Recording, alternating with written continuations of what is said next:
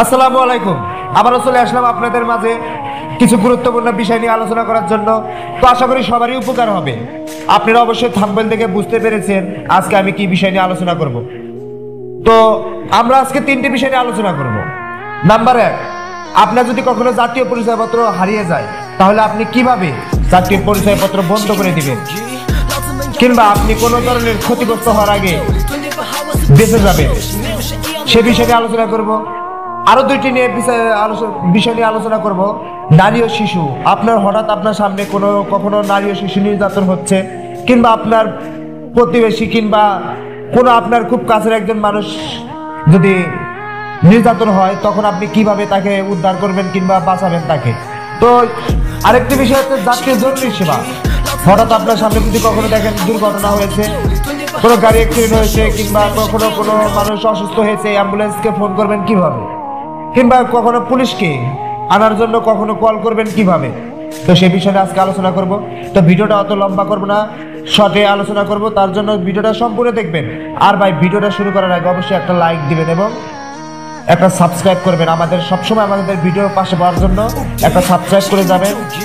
পরবর্তী থেকে আপনি যখন আমি ভিডিও ছাড়বো তখন আপনার কাছে একটা নোটিফিকেশন যাবে। তো আমাদের প্রথম প্রশ্ন হচ্ছে, জাতীয় পরিচয়পত্র হারিয়ে গেলে আমরা সেটা বন্ধ করব কিভাবে। তো জাতীয় পরিচয়পত্র হারিয়ে গেলে আপনি অবশ্যই আপনার ফোনে কিবোর্ডে চলে যাবেন। আর যদি আপনার এটা যদি মনে না থাকে, অবশ্যই ভিডিওটা আপনার শেয়ার করে দিবেন, যাতে আপনার পরবর্তীতে আপনি খুঁজে পান সহজেই।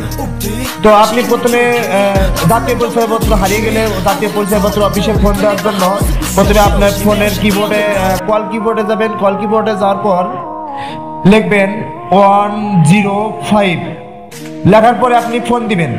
তো ফোন দেওয়ার পরে আপনার থেকে কিছু ইনফরমেশন চাওয়া হবে।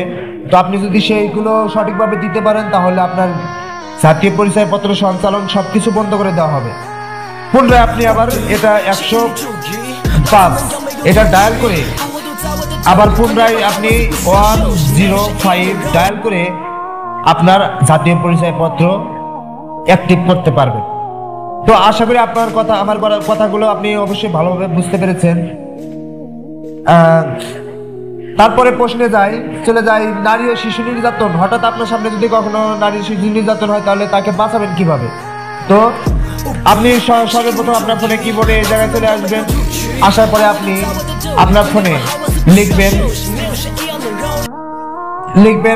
109, লেখার পরে আপনি কল দিবেন। পরে একটা প্রশাসন কিংবা আপনার কাস্টমার কেয়ার একজন ব্যক্তি ধরবে ফোনটা। ধরার পরে আপনি সমস্ত ডিটেলস বলবেন, আপনার ঠিকানা সবকিছু বলবেন, তাহলে খুব তাড়াতাড়ি কার্যকর হবে। আর যদি আপনি কিছু ভুলভাল বলেন তাহলে কিন্তু কার্যকর হবে না। অবশ্যই মাথা রাখবেন ফোন দেওয়ার আগে, এবং চিন্তা ভাবনা করে আপনি অবশ্যই ফোন দিবেন। কারণ দেখেন, তাদেরকে হয়রান করে তো লাভ নেই, আর এগুলা করা ভালো না। যদি তারা হিটের বিপরীতে চলে যায় তাহলে কিন্তু আপনার ক্ষতি হবে। তো তারপরে চলে যাই আপনার 109, এটা যদি না হয়, এই নাম্বারে যদি ফোন কখনো না ধরে, তাহলে আপনি করবেন 10921, এটা ডায়াল করে তারপরে ফোন দিবেন। এটা নারী ও শিশু নির্যাতনের নম্বর। তারপরে আর একটা পরের অপশনে, শেষের অপশনে চলে যাই। আর একটি অপশন বলবো, তার আগে অবশ্যই বলবো আপনাদের ভাই একটা লাইক দিচ্ছেন তো অবশ্যই একটা লাইকটা দিয়ে আসেন তাড়াতাড়ি। এবং ভিডিওটা শেষ পর্যন্ত যারা দেখতে আছেন তাদের জন্য অনেক অনেক শুভেচ্ছা। আপনারা সবসময় আমাদের পাশে থাকছেন এবং পাশে আছেন, তার জন্য আমরা চিরকৃতজ্ঞ। তো শেষের পয়েন্টটা শুরু করি। জাতীয় জরুরি সেবা। জাতীয় জরুরি সেবা সবসময় আপনার আপনি নিজে কোনো একটা বিপদে পড়েছেন, তখন আপনি নিজে কিভাবে উদ্ধার হবেন, সেই জায়গা থেকে আপনি উদ্ধার হওয়ার জন্য জরুরিভাবে আপনি কোথা থেকে সেবা পাচ্ছেন।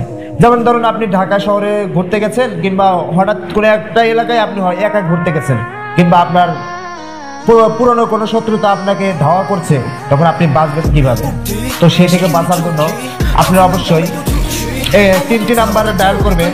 সেটা হচ্ছে 999, ত্রিপুল নাম্বার, সেটা হচ্ছে 3টা 9।